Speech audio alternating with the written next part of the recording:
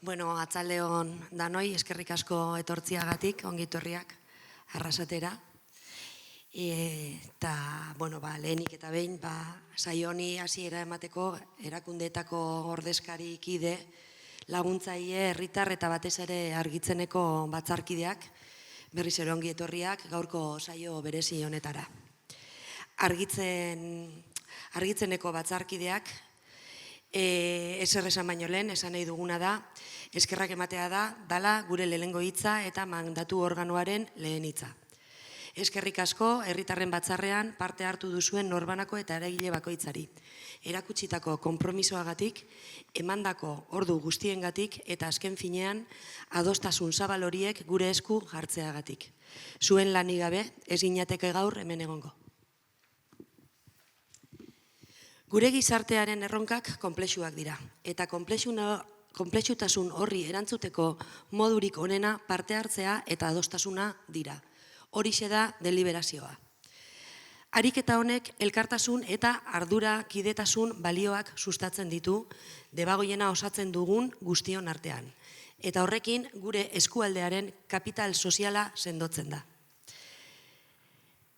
Hortaz, energia transizioa bezalako erronka erraldoi baten aurrean, komunitatea ahalduntzeko eta oinarrizko adostasunetara iristeko, herritarren batzarra bide egokiona zela erabaki genuen.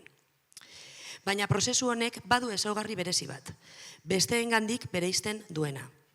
Lankidetzatik jaio dela. Arazo konplexu bati eremu politiko, pribatu eta komunitarioaren bidetik erantzun nahi izan diogu. Mandatu organoa osatzen dugun erakunde guztiok. Hemen, ekimenaren bultzatzailea komunitate oso bat da. Eta lankidetza esparru berezi horri esker, hain zuzen ere, iritsi gara gaurko mugarri honetara. Argitzen, debagoieneko herritarren batzarreko kideek aurkeztutako 11 gomendioi erantzunez, erakundeok eta prozesua gidatu duten organoa gure gain hartutako konpromiso zehatzak aurkeztera gatoz gaur. Izan ere, hasieratik adierazi genuen, herritarren gomendio horiek ahalik eta hobekien erantzuteko eta jasotako modu eraginkorrenean bideratzeko betebeharra eta erantzunkizun osoa genuela. Herritarren batzarrak galdera bati erantzun dio. Zein ekintza edo aldaketa burutu beharko dituzte debagoienako tokiko eragileek energia kontsumoa murrizteko eta energia berriztagarrien garapenerako. 11 gomendio zehatz utzi zituzten gure mahai gainean. Eta horiek aztertzen ibili gara aldi honetan.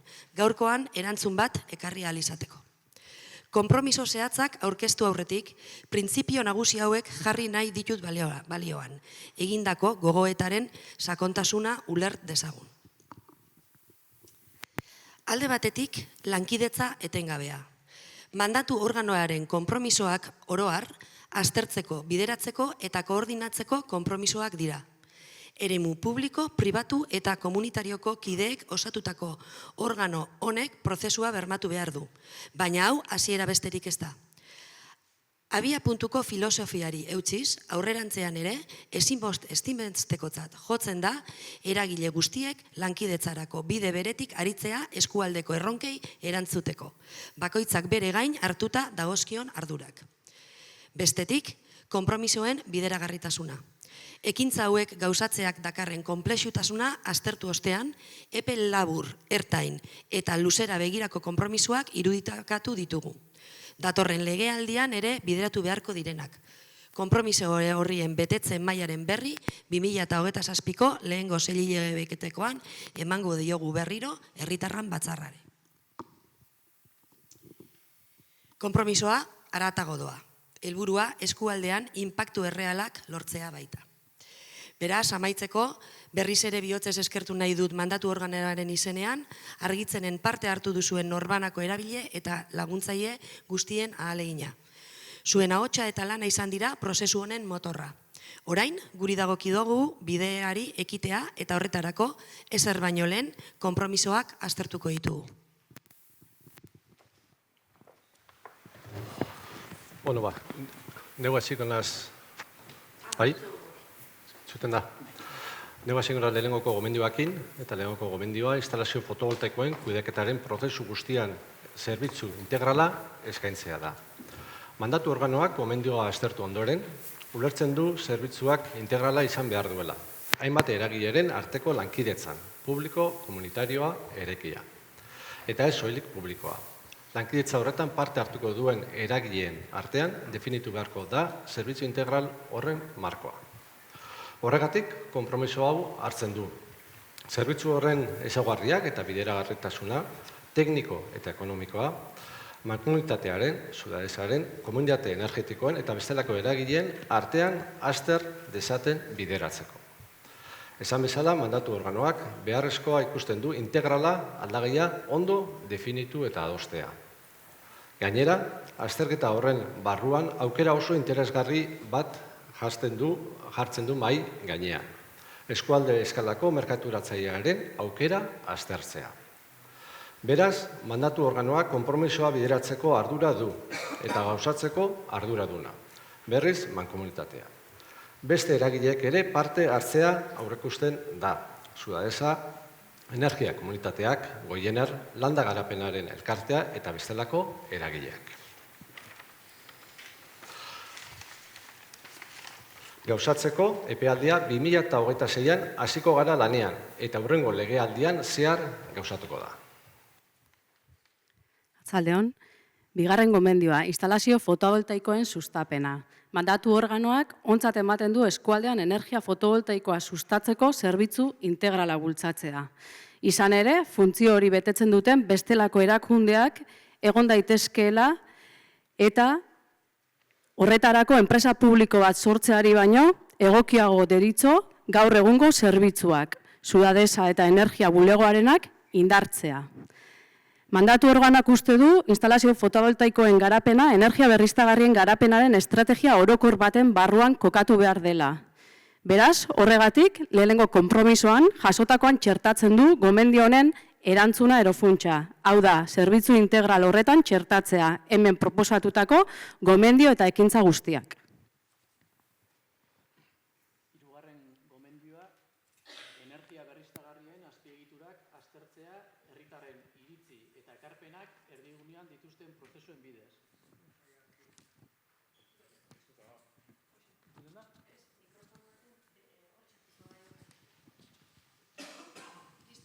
Bai, hirugarren gomendioa, energia berriztagarrien azpiegiturak aztertzea herritarren iritzi eta ekarpenak erdigunean dituzten prozesuen bidez.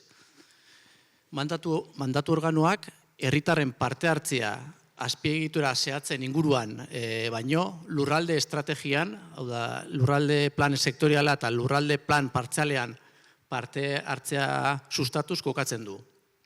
Mandatu organoak egoki ikusi du errealitate ezberdinen ahotsak jasotzea eta baita ponderazio aukerak aztertzea ere, urriak diren kolektiboen ahotsa ez desagertzeko. Eztabaida irekitzea begi honez ikusten da, baina eztabaidaren mugak ere aldez aurretik definituz, bereziki frustraziorik sortu ez dadin, eskuduntza falta dagoen kasuetan. Herri galdeketak egoki ikusten badira be, kasuan kasu aztertu beharko litzateke gaia. Eskuduntza eta herri galdeketaren helburua eta ondorengoak definituz.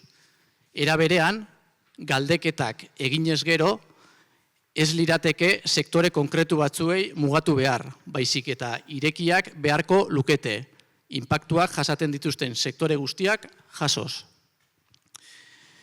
Erantzunetan, jasotakoari jarraiki, Debagoieneko lurralde plan partzialaren indarraldia amaitzear dagoenez eta berrikustea tokatzen denez, prozesu horren garapenean herritarren partaidetza bermatzea egoki ikusi du mandatu organoak. Hala ere, dokumentu horren idazketa eskumena ez da eskualdean kokatzen. Dena den, konpromisoa hartzen du mandatu organoak Eusko Jaurlaritzarekin elkarrizketak abiatzeko eta herritarren batzarraren gomendio zein eskaerak helarazteko. Igoera bera gertatzen da lehenengo sektoreko langileen konpentsazio gomendioarekin izan ere atal horrek eskualdearen eskumenak gainditzen dituenez, mandatu organoak konpromisoa hartu du proposamena Eusko Jaurlaritzara eta Gipuzkoako Foru Aldundira bideratzeko eta horren jarraipena egiteko. Era berean, gomendio honetan proposatzen diren beste ekintzak bideratzeko, izen fotovoltaikoaz gain egon daitezkeen sistema ezberdinen azterketa egitea eta proposamen zehatzak lantzea baiara mailan, mandatu organoak izaera ezberdineko eta ahalik eta anitzenak izango diren erakundeak bilduko dituen energia maila sustatzea egoki ikusi du. Horretarako, sektore publikoak ez diren bestelako eragileak, izan enpresak, energia komunitateak, energian adituak, energia kooperatibak eta abar, egun dagoen maila batu beharko lirateke. Energia mailaren markoa definitzera konprometitzen da mankomunitatearekin batera. Energia mai horren egitekoa, besteak beste, energia berriztagarrietan marko estrategikoa definitzea izango da.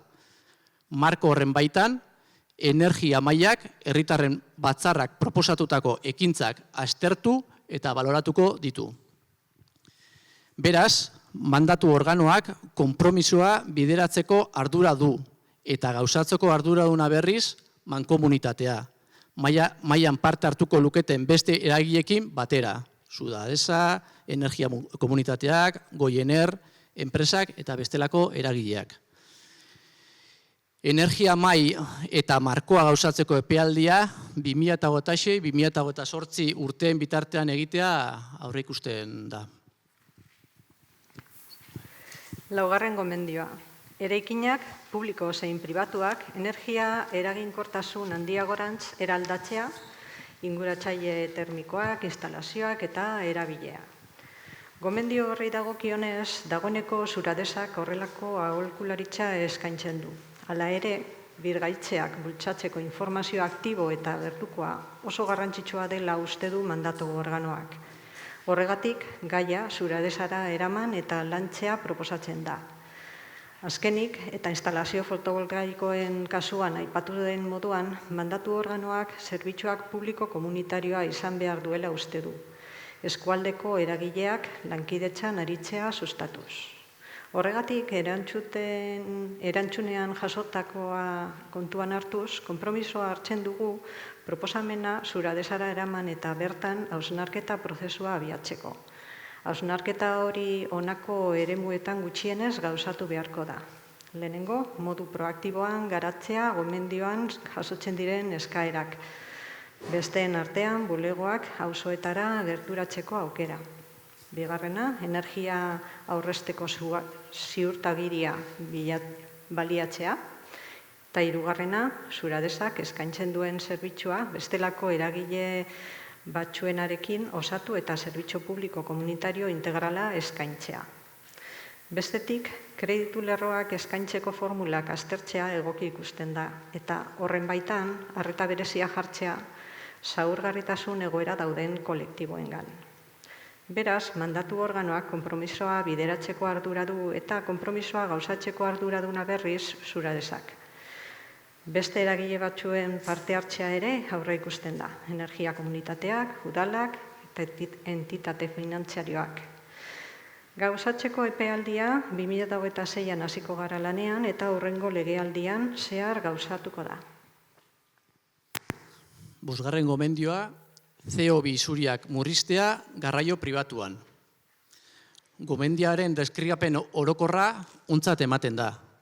Bideragarria da eta egun Debagoieneko herrietan garatzen diren udal plangintzekin lerrokatuta dago. Une honetan, mankomunitatean garatzen ari diren azterketei jarraiki, CO2 isuriak modu esanguratsuan murrizteko eskualde mailako mugikortasun planarekin jarraitzea beharrezkoa ikusten du mandatu organoak. Ondo ikusi da, ekintza zehatzetatik haratago eskualdeko mugikortasun hausnarketa eta plan baten testuinguruan lantzea. Horregatik, eskualde mailako mugikortasun estrategia lankidetzan bultzatzeko, eragile desberdinen arteko mugikortasun maila sustatzeko konpromesua hartu du mandatu organoak. Horretarako, mankomunitatearekin elkarrizketak abiatuko ditu.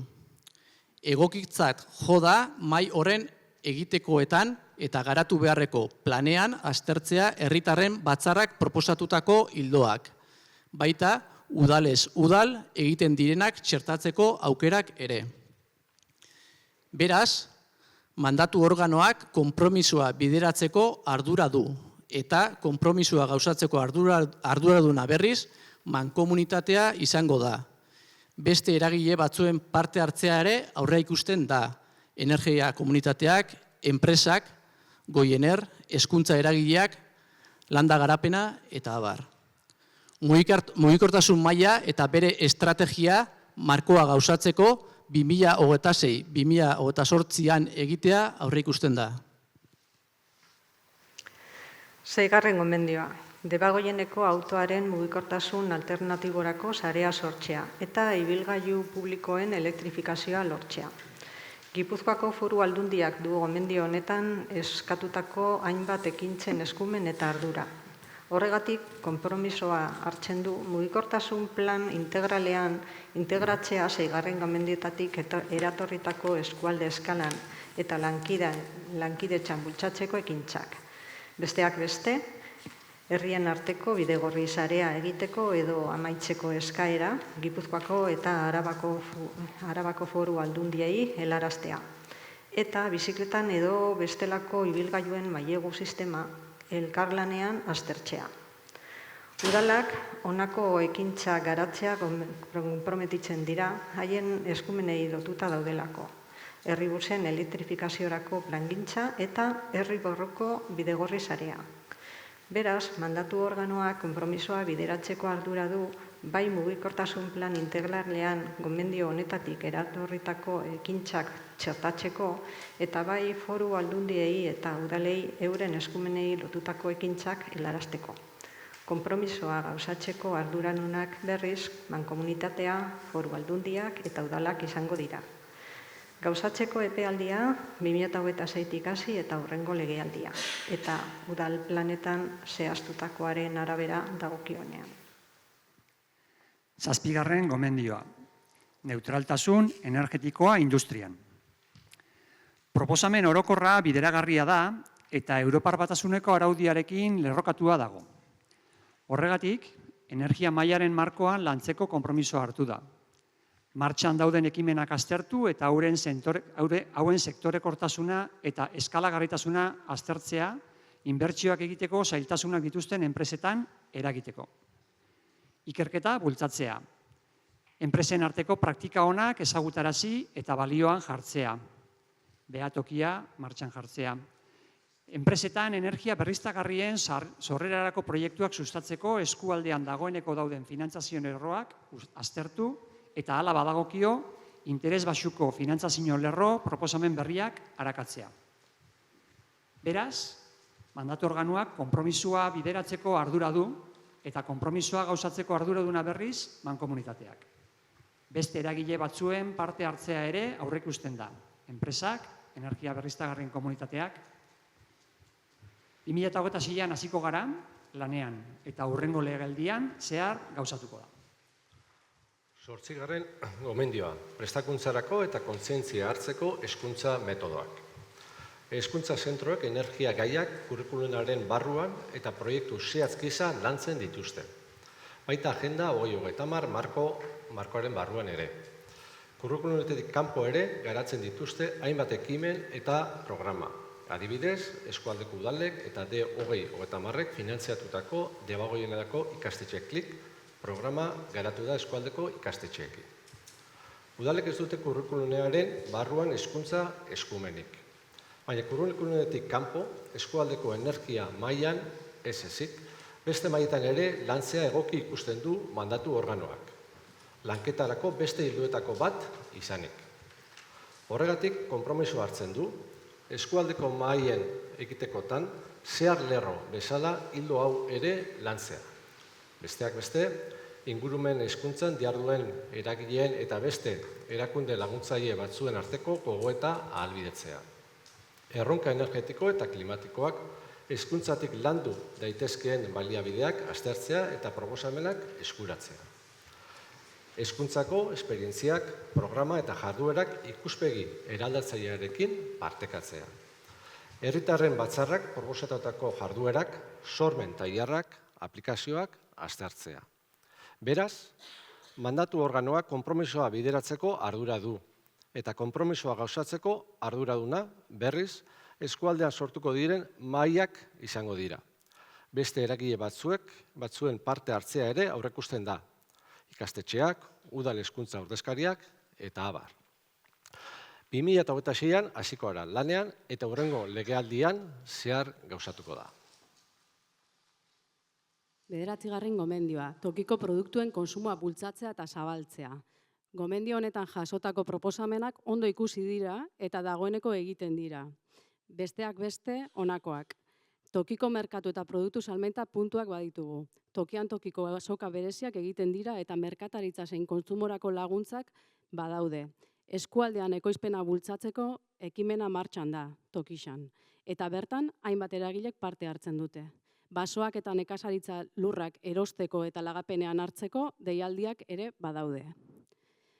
Horregatik guztiarengatik konpromisoa hartzen dugu eskualde mailako elikadura mailaren artikulazioa sustatzeko. Mailaren helburu nagusiak honako hauek izango lirateke.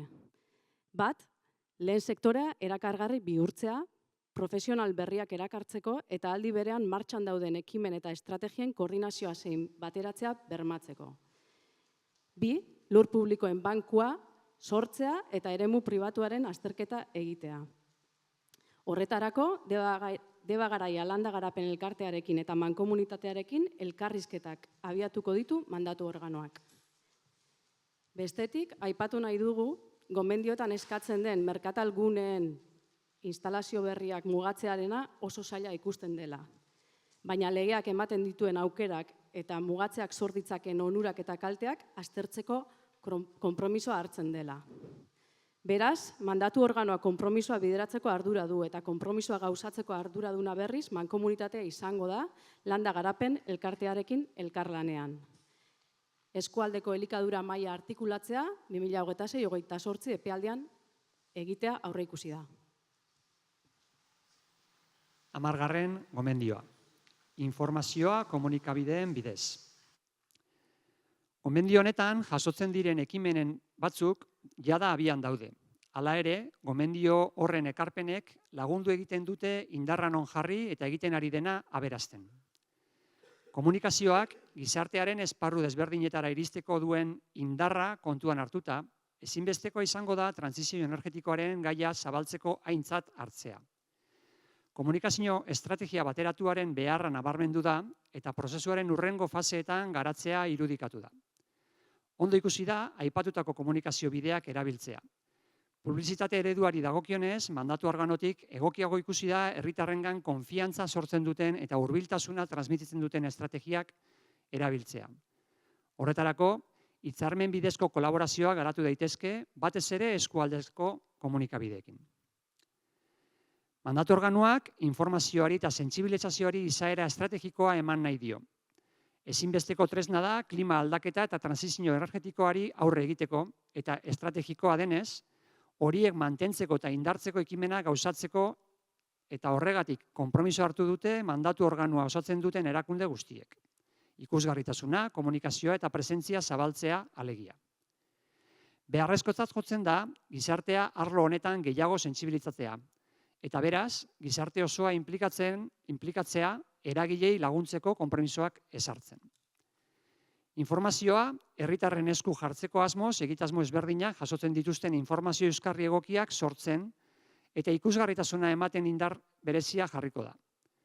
Gainera, mandatu organoak etorkizunean eragile anitzak bilduko dituen energia mailan ez ezik, mugikortasun eta elikadura mailetan komunikazio estrategia zeharlerro bezala txertatzeko proposamena egingo du.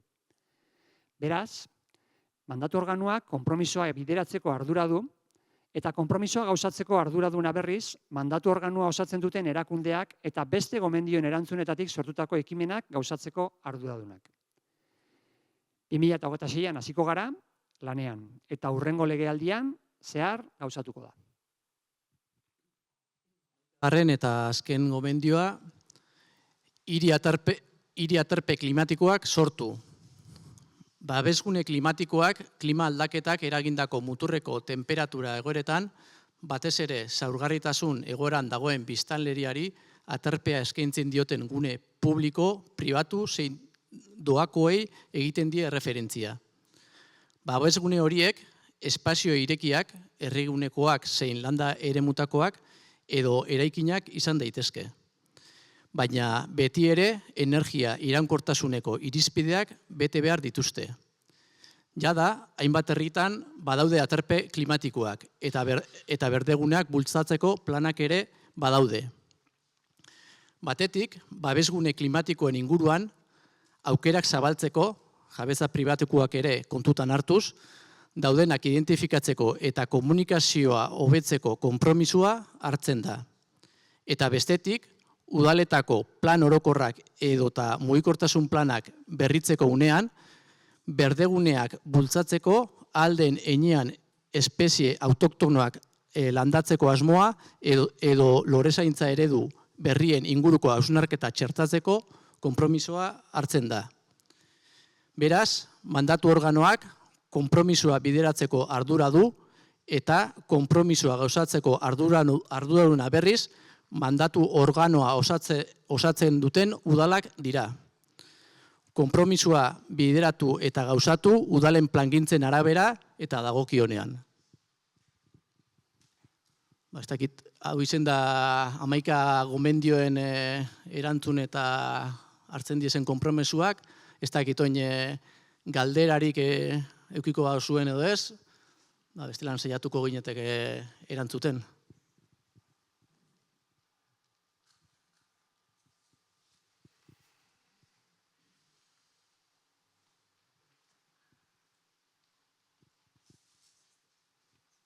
Badakitxe ez dara izaten samurra, holako txetan galderak itxia eta izotza apurtzia be gutxiago, baina, bueno, ez dakitxe hemen bertzolari dauen, ez dakite bote prontuen galderai badauen, bestelan beti behongoare erantzuteko prez, edozein argitzenetik etorri aldi esen, bai dago, bertzolari badago.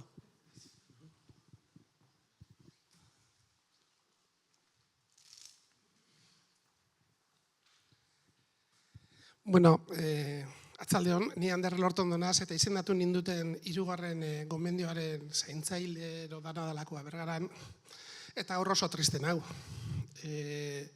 Esan dozuela, bultzatu behar dozuela, eta hor erantzuna dau, baina ezke erantzuna ez dator bat gomendioarekin. Gomendioak argi eta garbi bezaten dau, azpiegiturak aztertzea herritarren iritzi eta ekarpenak erdigunean dituzten prozesuen bidez.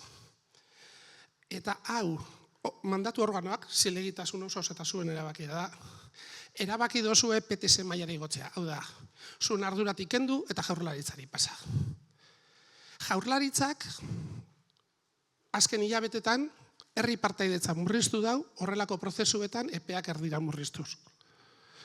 Jaurlaritzak, ministerioak esaten duenaren kontra, PTS-etan jarri ditu lehentasunezko gune bezala, ministerioarentzat babestuak diren guneak. Herritarrok ez daukagu hor partaidetzarik. PTS-a ez dau herritarren esku. Eta herritarren partaidetza zan hemen gomendio honetan eskaten zana. Da, zuen erantzuna da nolabait dire frustrazioa adierazteko, ez da? Inmigrazioaren alde gaude eta bulego bat egingo dugu eta jarriko dugu bulegoaren buru Vox. Bai, hori da lortzen dena. Jartzen baldin badugu jaurlaritza eta PTS-a, azpiegituren herritarren eta eraitzien ekarpenaren bermatzaile bezala, jai daukago.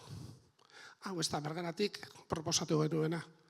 Baina, bueno, hor mandatu organoak bere zilegitasun dauka bere erabaki hartzeko.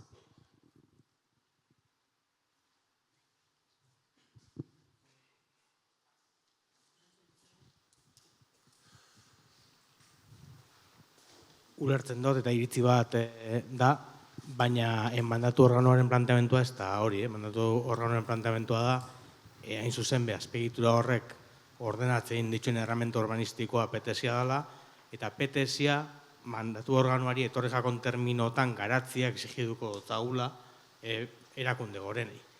Egisa da, PTS-en garapenak eta beste hainbat planeamentuenak modu konkretu batzutan jundiela, baina bai izan nolabait bailara hontako plan territorialaren PTP-a, konkretamente PTP-aren garapena, nolabait deliberazio organuaren filosofiarekin bat datorren prozesu baten bidez garatzea eta herri prozesu baten bidez horren definizioa lantzea.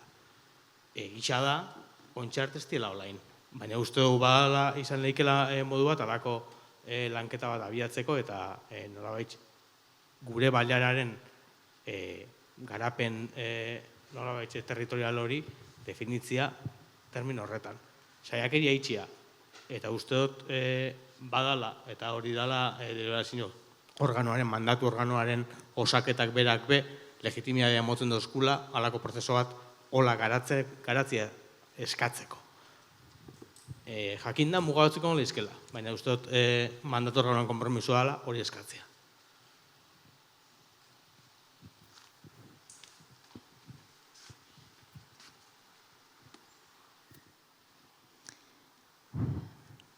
Beste galdereik edo ekarpenik, azalpenik. Ander, bai, eskerrik asko ekarpenagatik, Baina, gube bai hasieran esan duguna da, gomendioetatik aparte bai gure oinarrixa izango dela lankidetza eta proiektuen bideragarritasuna. Hau ez da, honek 11 gomendioak burutzeko prozesu bakarra. Honek ekarriko dau gero 11 konpromiso horreitan garapen bat eta lankidetzatik eta gure elkar lankidetzatik etorriko daien deliberazio beste prozesu asko. Ni gorkakin bat nator, guk dauzkagu konpromiso batzuen bideragarritasunean mugak, hori dano dakigu, baina horrek ez da gura esan, ez diela zelabait deliberatuko eta ez dugula ingo ariketia dala akordiotara heldu daukogun herrixai eragilei eta beste batzuei hitza emanez. Aki gelditzen da lapur bat oso polita, baina hortarako jaixo da hau bai, hurrenguetarako egoteko prest, holako deliberazio prozesuak egiteko, datozenien, kasu honetan, beteziak.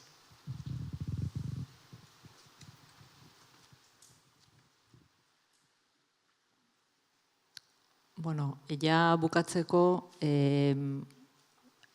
komentatu behar dugu, agian orain ez zaizki zuela bururatzen edo etortzen galderaik edo dena delakoa, eta Engarik Aretxabaleteko galkateak aipatu duen bezala, prozesua ez da hemen isten, oraindik irekia dago mandatu organoa noski, gerora edo zein argibide, galdera edo bururatzen zaizuena, hor badaukazue guri helarazteko modua noski, beraz aurrera begira ere, prozesua ireki egongo da, eta zuen ekarpena galderak ongi etorriak izango dira, bai?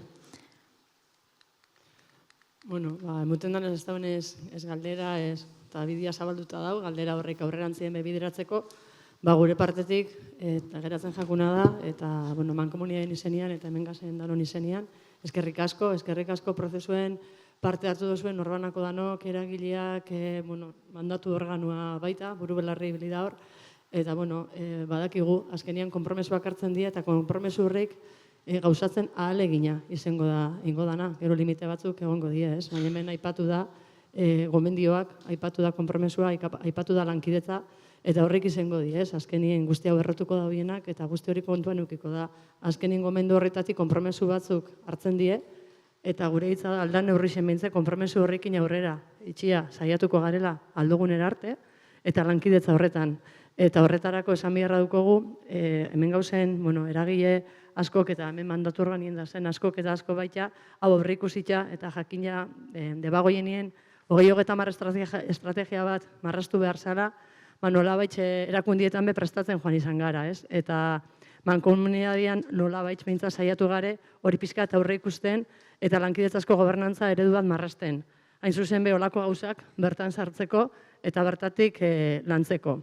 Orduan bai aurreratu geike, iraietik aurrera, hasiko garela, printzipioz, gauzak eta horretan pausuak emuten, eta hemen aipatu dien behintzat hiru maila eratzen, 5 izango die, baina bai elikadura, bai mugikortasun eta bai energia lankidetza horren aterkin pian eratuko die, eta beraiek hartuko dabi hemendik konpromesu honetatik eratortzen dien zenbait proiektu edo lanildon bete beharra edo bintze definitu eta jarraitu beharra, eta poliki hasiko bidea iraien, hortan baita seguramente eskatuko jatzue partaidetza, lankidetza, laguntza, kooperazioa danadalakoa, bide hori hasi, oinarte marrastu indogu, bai nola egin, bai zer eskatzen daun, eta 11 konpromesu betatik aratago, beste zenbait, transizioko sozialeak ekarriko dauen zenbait erronketan, beste gauza asko enbiako die. Batzuk bestiakin sinergiak lotu eta aurrera itia tokatzen jaku oin, eta, bueno, badakigu lan gogorra dela, erresa ez, bidean harri askoz bilatuko die, eta Anderrek esan dauen moduan, interbentzio horretan, badana ez da gure esku egongo, dana ezingo gau hendik oin euneko oin gauzatu, dana ezingo gau oin konpromesu hori hartu, baina bai eitxeko konpromesua, saiatzeko eta aurrera bidea eitxeko. Eta hortar arte, esan Garikoitzek eta Idoiak esan dauen moduen, edozein galdera irantzuteko prest, eskerrik asko, eta bueno, eskerrik asko baita, mandatu organo eta bidean laguntzaile izan dien beste administraziokoa bai aldun dita Jaurlaritza berregon die, aurrerantzian espero du laguntzak eukitzia bide guztietatik, eta batez be, eskerrik asko prozesu guzti honetan partu hartu duzuen dandanoi. Eta horra.